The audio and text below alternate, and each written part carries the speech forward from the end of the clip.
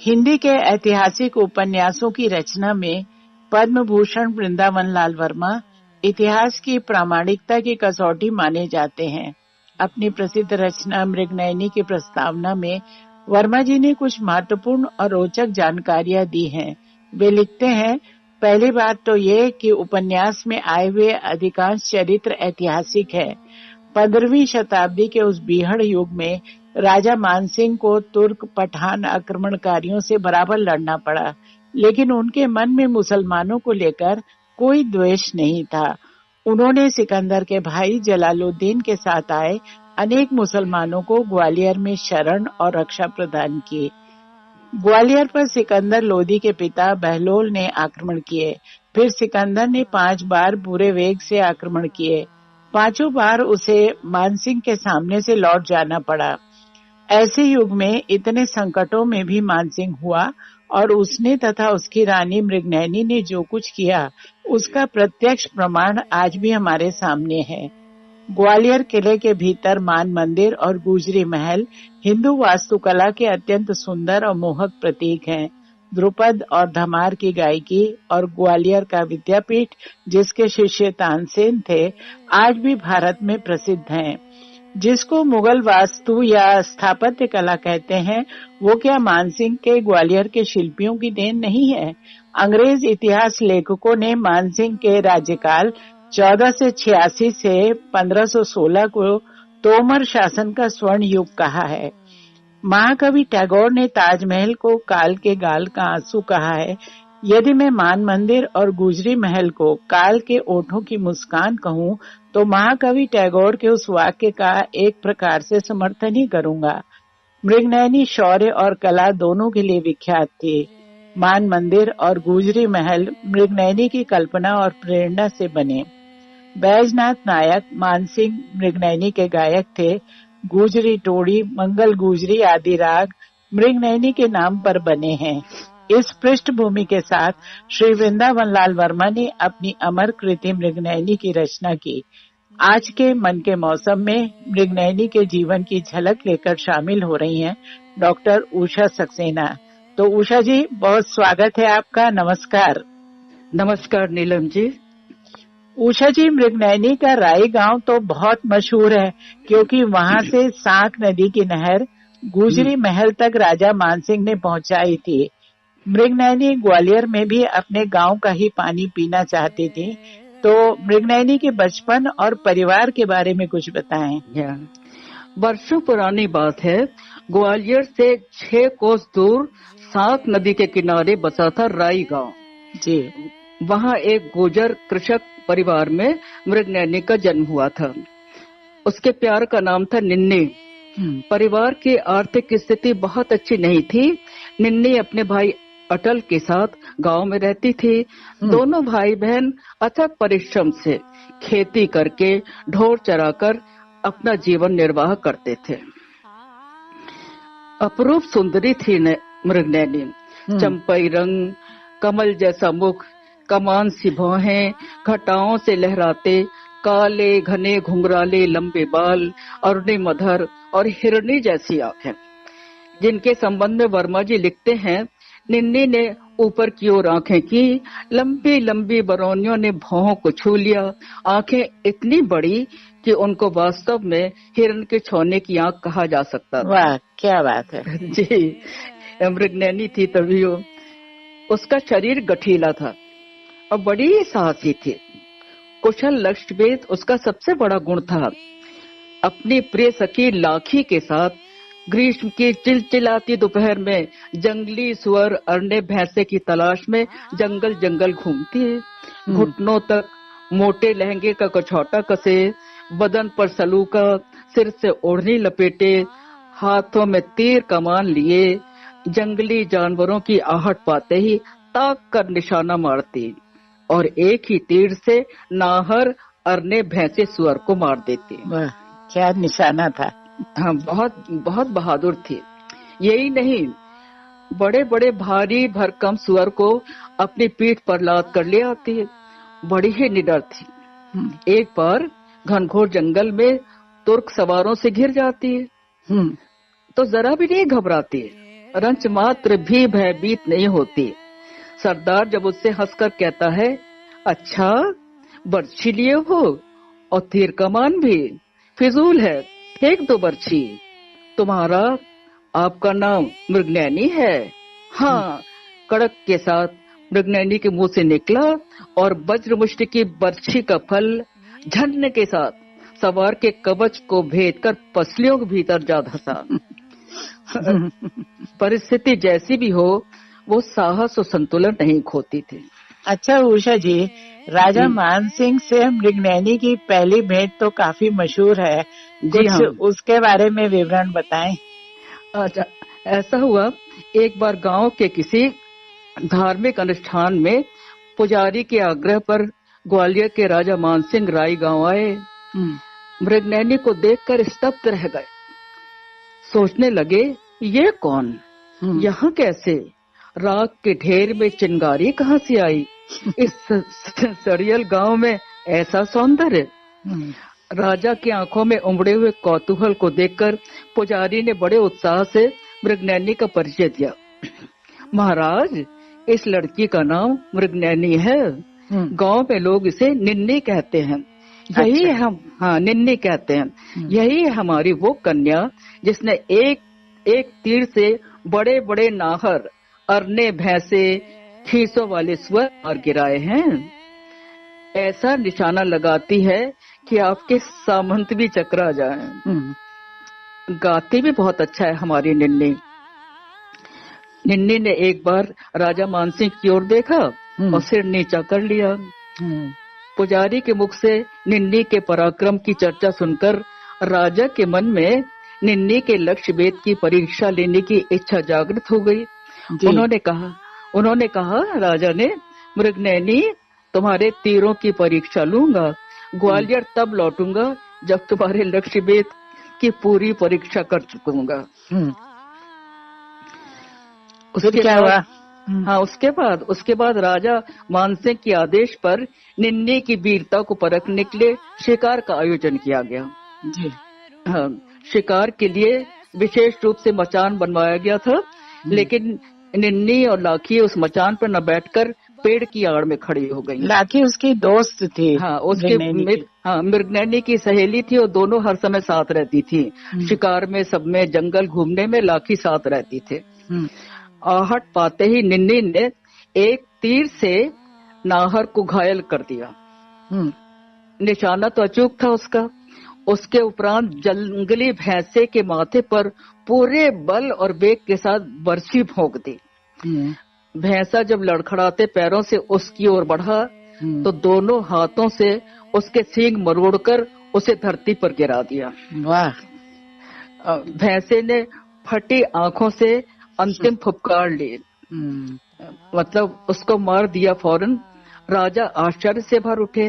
वे तो जड़बत रह गए, मृगनयनी के इस रूप को देखते ही रह गए। सही बात है। उनके लिए तो आश्चर्य की बात थी। उन्होंने तुरंत ही अपने गले से सोने का रत्न जटित हार उसके गले में डाल उसे अपनी रानी बनाने का निर्णय ले लिया। और उसके बाद बोले, सुंदरी मृगनयनी, साहस नहीं होता, संकोच लगता है, परंतु कहे बिना भी नहीं रह जाता। क्या तुमको ब्याह में पा सकता हूँ? क्या अपने जीवन संगिनी बना सकता हूँ? जी। राजा मानसिंह के प्रस्ताव को सुनकर मृगनयनी स्तब्ध रह गई। सोचने लगी, ये कैसे संभव है? कहाँ हम गुर्जर और कहाँ ये इतने बड़े राज के राजा। सही। क्या सोच रही हो मृगनयनी? राजा ने पूछा। गरीबों और बड़ों का संग कैसा महाराज? बड़े लोग कहते कुछ हैं और करते कुछ और हैं। महाराज ने अपने तर्कों से उसे निरुत्तर कर दिया। मृगनयनी ने उनके प्रणय निवेदन को स्वीकार कर अपना धूल भरा हाथ उनके हाथ में देते हुए कहा, मैं नहीं जानती मैं क्या कर रही हूँ, मेरी पत रखना। फिर उसने अपनी कुछ शर्तें रखी और कहा, महाराज, मैं ग्वालियर जाकर पर्दा नहीं करूंगी। जी। पहली शर्त। दूसरी शर्त ये थी कि मेरी सांक नदी से नहर काट कर किले तक ले जाइएगा, मैं इसी का पानी पीऊंगी। मेरी तीसरी शर्त है महाराज कि मैं युद्ध क्षेत्र में बराबर आपके साथ रहूंगी। वाह, बड़े वीरता भरे और बड़े ही क्या कहें प्रगतिशील शर्तें थी सब। हाँ सब, क्योंकि युद्ध क्षेत्र में युद्ध करने की ललक जो थी तो शर्त तो अच्छी थी जी। राजा ने उसकी सब शर्तें मान ली। पूरे गांव में उल्लास छा गया। शिकार की परिणति ब्याह में हुई और यहीं से प्रारंभ हुआ निन्नी के जीवन का नया अध्याय जी। एक निर्धन कृषक बालिका के ग्वालियर की महारानी बनने के गौरव का इतिहास। ब्याह के बाजों की मादक धुनों, तोरणा बंधनवारों के बीच जय जयकार और पुष्प वर्षा के साथ राजा मानसिंह का जुलूस किले में पहुंचा। ग्वालियर पहुंचे, वापस ग्वालियर पहुंच गए, किले में आ गए ये लोग। अब तमाम जय जयकार हो रही थी, पुष्प वर्षा हो रही थी। राष्ट्रीय सवारी में बैठी नवपरिणीता गुजरी रानी के अप्रतिम सौंदर्य से राजमहल जगमगा उठा। राजभवन के वैभव ने उसे आत्मविश्वास से भर दिया और उसने निश्चय किया कि वह शीघ्र ही राजकुल की मर्यादाओं के अनुकूल अपने आप को ढाल लेगी। हाँ उषा जी, ग्वालियर की महारानी बनने के बाद की कहानी तो बहुत घटना प्रधान है, क्योंकि शौर्य से कला की ओर मुड़कर मृगनयनी ने संगीत में बहुत ऊंचाइयां हासिल की और चित्रकला और नृत्य भी सीखे। जी हाँ, मृगनयनी के कंठ में विलक्षण माधुर्य था, बहुत सुरीला गला था और गायन की प्रतिभा उसमें जन्मजात थी। महाराज ने उसे संगीत की शिक्षा देने के लिए संगीताचार्य बैजू को नियुक्त किया। उसके मधुर गीत को सुनकर संगीताचार्य ने कहा, महाराज ये पूर्व जन्म में जरूर संगीत का अवतार रही होंगी। मुझे अपने आचार्य पद बनाए रखने के लिए विशेष अभ्यास करना पड़ेगा। सही कहा। महारानी मृगनयनी संकोच से भर उठी। संगीत शिक्षा प्रारंभ हुई और कुछ ही दिनों में वे गायन कला में निष्णात हो गई। गुजरी रानी के कंठ से निकले हुए मधुर स्वरों के आधार पर गुजरी तोड़ी का निर्माण हुआ। जी। उनकी प्रेरणा से संगीताचार्य ने नए नए रागों की संरचना की। गुजरी, माल गुजरी, बहुल गुजरी, मंगल गुजरी आदि गायन की विविध शैलियों का आविष्कार हुआ। महारानी की प्रतिभा बहुआयामी थी और राजा मानसिंह वो तो स्वयं ही गायन कला में दक्ष थे। दोनों ही समर्पित थे संगीत को। जी जी। महारानी मृगनयनी और उन्होंने संगीत का प्रचार और प्रसार किया। जी। ग्वालियर के राजा मानसिंह तोमर ने संगीत के नए घराने की शुरुआत की। वो और उनकी महारानी मृगनयनी दोनों ही उच्च कोटि के कलाकार थे। ग्वालियर में इन्होंने एक संगीत विद्यालय की स्थापना की थी। उसमें कहते हैं तानसेन ने भी शिक्षा प्राप्त की थी। जी जी। हाँ, राजा मानसिंह को ध्रुपद और धमार का आविष्कारक माना जाता है और उस समय के प्रख्यात गायक नायक बख्शू जी भी उन्हीं के दरबार में थे। जी जी। इसके साथ बैजू बावरा भी इसी युग के प्रमुख संगीतज्ञ थे। वे कुछ समय के लिए राजा मानसिंह के दरबार में भी रहे थे। कहते हैं राजा मानसिंह की फरमाइश की पहली धमार राजा मान होरी खेले, इसकी रचना बैजू बावरा ने की थी। जी। तानसेन और बैजू बावरा की संगीत प्रतियोगिता भी उल्लेखनीय है। ग्वालियर में राजा मानसिंह की महारानी मृगनयनी ने, जो स्वयं एक कुशल गायिका थी, तानसेन का गाना सुना तो बहुत प्रसन्न हुई और उन्होंने अपनी शिष्या हुसैनी से तानसेन का ब्याह कर दिया। अच्छा। हाँ, तानसेन के 2 विवाह हुए थे और उनकी पढ़ाई लिखाई सब ग्वालियर में हुई थी। कहा जाता है कि तानसेन ने अपनी अधिकांश संगीत शिक्षा राजा मानसिंह तोमर द्वारा संचालित संगीत विद्यालय में प्राप्त की थी। ग्वालियर में संगीत का प्रचार और प्रसार राजा मानसिंह तोमर और महारानी मृगनयनी ने किया था जी। महारानी मृगनयनी जो थी पूर्णतया संगीत कला में रची बसी थी। कुछ ही दिनों में नर्तन की विविध शैलियों में भी दक्ष हो गई। जी जी। और यही नहीं, उन्हें चित्रकला भी सीखी। उनके बनाए चित्रों को देखकर महाराज आश्चर्य से भर उठे और बोले, तुमने चित्रकारी में भी बहुत कुशलता पाली, थोड़े ही वर्षों में इतना सब कुछ सीख लिया, विलक्षण हो, सिखाने वालों से भी आगे निकल गई। महारानी मृगनयनी की प्रेरणा से राज्य में ललित कलाओं का बहुत विकास हुआ था, अपूर्व विकास हुआ। ललित कलाओं में दक्ष होने के साथ वो एक आदर्श पत्नी थी। वो हर पल हर क्षण महाराज को उनके उत्तरदायित्व से अवगत कराती थी, उन्हें कर्तव्य पथ की ओर प्रेरित करती थी। जी।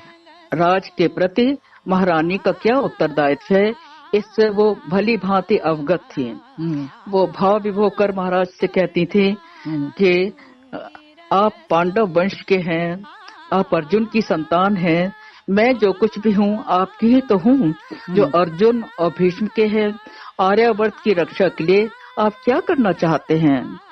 महाराज को महारानी का यही गरिमामय रूप स्नेह के सूत्र में आबद्ध कर देता था। अच्छा, राजा मानसिंह और मृगनयनी का इतना आपसी लगाव देखकर अन्य रानियों को भी तो बहुत परेशानी होती होगी। हाँ, स्वाभाविक है, उनके और भी रानियां थी, तो उनका सीमित प्यार को देखकर वो ईर्ष्या से भर उठती थी। उनके पास एक ही विषय था, उसका उपहास उड़ाना। कभी उसके परिवार का उपहास करते, कभी उसकी सखी लाखी जो थी उसकी सखी, उसका मजाक उड़ाते, कभी उसकी उस हंसली का, गले में वो हंसली पहनती थी जो बहुमूल्य आभूषणों से अलंकृत होने पर उसने कभी नहीं उतारी। उसमें भैया अटल का असीमित प्रेम झलकता था। रानी सुमन मोहिनी जो सबसे बड़ी थी और अन्य रानियां उसकी हंसली को देखकर व्यंग से कहती, हंसली को बेचारी छोड़े भी तो कैसे, जब मिट्टी के घड़ों में पानी भरकर नदी से सिर पर रखकर घड़ा लाती होगी तो ये हंसली गले में हिलती डुलती होगी। गाय भैंसे धोने के समय और मट्ठा भाने के समय हंसली नाचती होगी। सब उसका मजाक उड़ाती, लेकिन उनकी बातों को सुनकर मृगनयनी जरा भी हीनता की भावना से ग्रस्त नहीं होती थी, क्योंकि उस हंसली में उसके कुंवारेपन की मधुर स्मृतियां जो थी। जी जी। अच्छा जी। एक निर्धन परिवार में जन्मी और इतने बड़े राज की महारानी बनने का गौरव प्राप्त हुआ, फिर भी उसमें अहंकार नहीं था। उसमें त्याग की भावना कूट कूट कर भरी थी। उसके 2 पुत्र हुए जी, राजे और बाले। राजा मानसिंह की बड़ी रानी के एक पुत्र था जिसका नाम था विक्रमादित्य। मृगनयनी को सत्ता का मोह नहीं था। उसने महाराज को एक पत्र लिखा। उस पत्र में लिखा था, राज सिंह और पाल सिंह गद्दी या जागीर के अधिकारी नहीं होंगे। अच्छा। हाँ, ये लिख दिया कि वो गद्दी या जागीर के अधिकारी नहीं होंगे। वे अपने बड़े भाई की आज्ञा का पालन करते हुए केवल अपने कर्तव्यों का निर्वाह करेंगे। बड़ा भाई विक्रमादित्य, उनका सुमन मोहिनी का पुत्र। इस लेख की एक प्रतिलिपि महारानी सुमन मोहिनी के पास आज ही भेज दी गई है। पत्र को पढ़कर महाराज आश्चर्य से भर उठे। उन्होंने महारानी के चेहरे की ओर देखा, उनके चेहरे पर मुस्कान थी।